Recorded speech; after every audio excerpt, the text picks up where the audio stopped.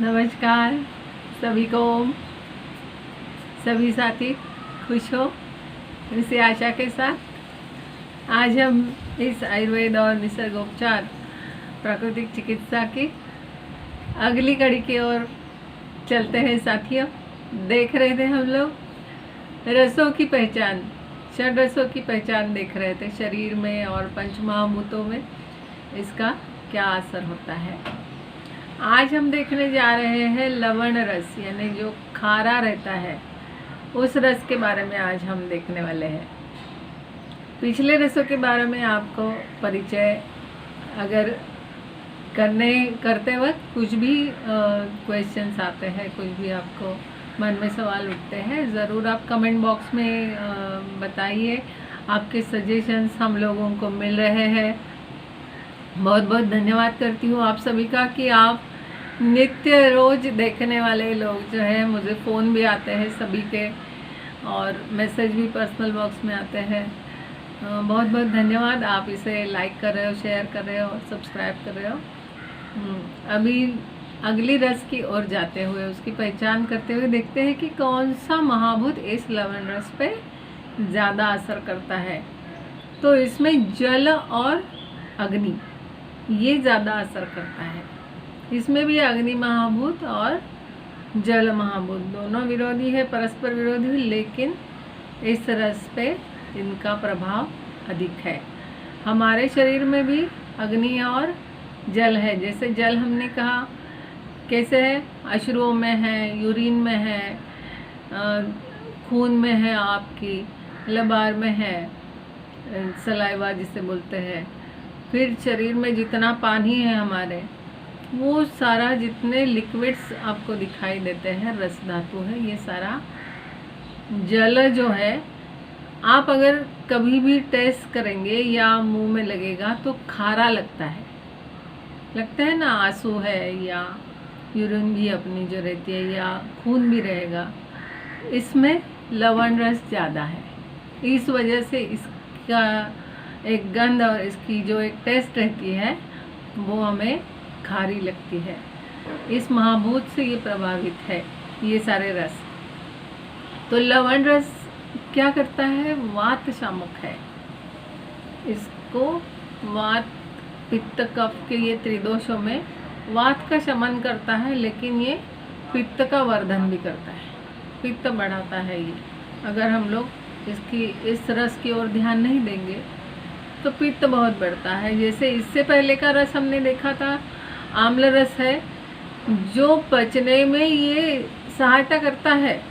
जैसे हम लोग कोई भी खट्टी चीज़ खाएंगे तो उसके साथ नमक लगा के खाते हैं, तो ये दोनों मिलके जब जाते हैं तो एक अद्भुत रसायन बनता है। टेस्ट भी अच्छी लगती है और पचन भी अच्छा होता है। लेकिन कोई कोई जैसे फलों पे है, इमली खाएंगे, कैरी खाएंगे और कुछ भी खाएंगे, आंवला खाएंगे, उसके साथ इतना नमक खा जाते हैं, ज़्यादा अच्छा लगता है इसलिए खट्टे के साथ, कि वो विकृति तैयार करता है। ऐसा भी नहीं होना चाहिए। ये पाचक है, पचन शक्ति बढ़ाता है, और जो अन्न खाते हैं हम लोग बिना नमक के नहीं खा सकते हैं। कितना भी सुंदर आप खाना पकाओ और उसमें नमक ही ना डालो तो उसमें कोई मज़ा नहीं है उस खाने में। और वो पचन भी करता है और स्वाद भी देता है, लेकिन ये उष्ण भी है। ये जो है इसका गुण जो है अग्नि महाभूत होने के कारण ये इसमें उष्णता ज़्यादा है। ये रक्त की भी दुष्टि करता है। रक्त में जो दोष आता है, रक्त दोष जितने भी है, जैसे कील मुहासे, पिंपल से लेके पूरा स्त्रियों में जो भी आंतों का या किसी पीरियड्स में जो उनको तकलीफ होती है, सारे इसमें रक्त में जो भी दुष्टि आती है इस वजह से आता है। ये मूर्छा की ओर भी जाता है। बहुत खाएंगे ना आप तो चक्कर भी आने लगेगी इसकी।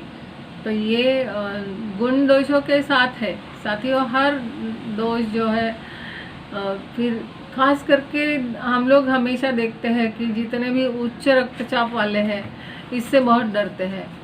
कि पहली सजेशन तो डॉक्टर लोग देते हैं कि पहले नमक कम खाओ, ये जो लवण रस है इसको पहले कम करने के लिए कहते हैं। इसमें अपवाद है, सेंधा नमक है। सेंधा नमक और काला नमक जो रहता है, ये जो सफ़ेद नमक है वो खाने से ये दोनों जो नमक है वो बाधा नहीं करते हैं, वो आपको सहायता करते हैं और ज़्यादा दोष भी नहीं आते हैं उससे। तो इससे क्या होता है, ये थोड़ा सा शरीर में अगर बढ़ भी जाए, थोड़ा ज़्यादा खा भी लिया, अच्छा लगा इसलिए। और लेकिन कोई कोई जन, मेरी एक पेशेंट तो ऐसे थे कि ऑफिस में भी दिन भर ये सामने वो एक नमक की कटोरी रखती थी और बीच बीच में नमक खाते थे। किसी किसी को खाने में सबको अच्छा लग रहा है, कोई प्रॉब्लम नहीं है, लेकिन जिसको आदत सी हो गई है या शरीर में अभी उतना प्रभाव ज़्यादा उसका हो गया है कि वो ज़्यादा ही खाने की आदत हो गई है, तो वो बहुत डाल के ऊपर से खाते हैं। सब्जियों में है, दाल में है, किसी में भी ज़्यादा नमक डाल के खाते हैं। और ये ज़्यादा खाएंगे तो फिर क्या होगा, खारापन बढ़ेगा शरीर में, तो गाउट होता है, संधिवात ज़्यादा होता है। ऐसे लोगों को हाई बीपी रहता है, बीपी की तकलीफ़ होगी। फिर त्वचा के और संधियों के ऊपर भी बहुत से दाग है, जैसे खुजली है, बहुत से रोग आना शुरू हो जाते हैं। फोड़े भी आते हैं कभी कभी, ज़्यादातर टक्कल गिरता है, बाल उड़ जाते हैं सारे, पकते हैं बाल, सफ़ेद होने लगते हैं, असमय सफ़ेद होते हैं या सफ़ेद होते हैं।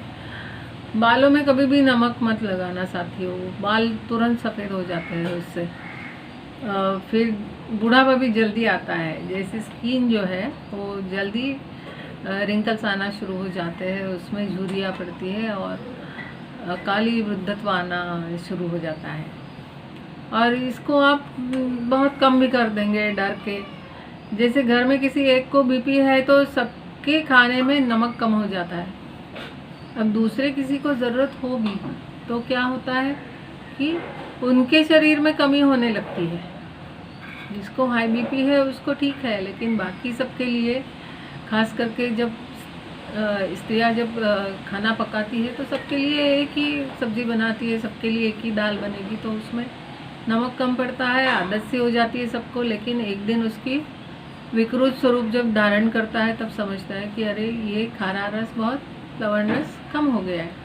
कम होने के बाद क्या होता है, अन्न का अपाचन होने लगता है, पचन नहीं होता है ठीक से। फिर पचा हुआ अन्न भी आगे नहीं सरकता है, थोड़ा पच भी गया तो मल स्वरूप, जैसे हमने देखा किट्ट और सार भाग करते हैं, तो सार भाग तो आ गया, लेकिन मल भाग अगर बाहर नहीं आएगा, वो उसको आगे तक बाहर लाने तक सरकाने में इसका बहुत अच्छा रोल रहता है, तो वो नहीं होगा। फिर थोड़ा सा एनीमिया जैसे अशक्तता भी आ जाती है, मल मूत्र का साफ नहीं होता है, रुक रुक के होता है, या जितना साफ होना चाहिए उतना नहीं होता है। हड्डियों में भी दुर्बलता आ जाती है, हड्डियां हमेशा कमज़ोर होती है। ज़रूरी नहीं कि हर बार विटामिन डी या कैल्शियम कम हो, कभी कभी लवण रस भी कम हो जाता है, उसे आप बढ़ाओगे तो ठीक हो जाता है। या जैसे कि क्रैम्प्स आते हैं, क्रैम्प अगर आएंगे आपको कभी, तो तुरंत अपनी जिह्वा पे आप थोड़ा सा नमक डाल दीजिए, तुरंत क्रैम्प हट जाता है। गोले जैसे आता है ना, पेट का बोलते हैं जिसको, पैरों में कैच होता है, कभी कभी उंगलियों में होता है या नींद में भी होता है, तो प्रचंड उसमें वेदना भी रहती है और आप उसे सह नहीं पाते हो, उसको रगड़ देते हैं कोई कोई। तो ऐसा कुछ भी नहीं करना है, सिर्फ थोड़ा सा नमक अपनी जीवा पे रख दो और बस आधा मिनट 1 मिनट के अंदर वो क्रैम्प शांत हो जाएगा। तो लवण रस का कम हो जाना भी ये बहुत खतरनाक होता है। फिर गले में गाठियाँ तैयार होने लगती है, गले की जो भी थायराइड की भी हमें जो प्रॉब्लम है मेनली, तो वो आपको लवण रस के कारण होने वाली बीमारी है। थायराइड में भी आपको सजेशन दिया जाता है कितनी मात्रा में आप खारा अन्न खाए या नमक कितना खाए ना खाए, वो तो आप अपने जो वैद्य है उनसे आपका चेकिंग करने के बाद ही आपको न्यूट्रिशनिस्ट या डाइटिशियन या आपने जो जीपी है वो बताएंगे कि आपके खाने में कितना लवण रस होना चाहिए। बीच बीच में कभी नाड़ी परीक्षण करना चाहिए और उससे आपको समझ में आ जाएगा कि कौन से रसों के कारण दोष, हमारे ये जो त्रिदोष है ये आगे पीछे हो रहे हैं। साथियों, आशा करती हूँ कि यहाँ तक आपको अच्छा लगे, और अच्छा लगा, सुनने में अच्छा लगा या ज्ञान अच्छा लगा तो ज़रूर शेयर कीजिए, लाइक कीजिए, सब्सक्राइब कीजिए और इसी तरह से प्रेम कायम रखिए। रोज़ मिलते रहिए, देखते रहिए। चलते हैं अगली कड़ी की ओर। तब तक के लिए ओम।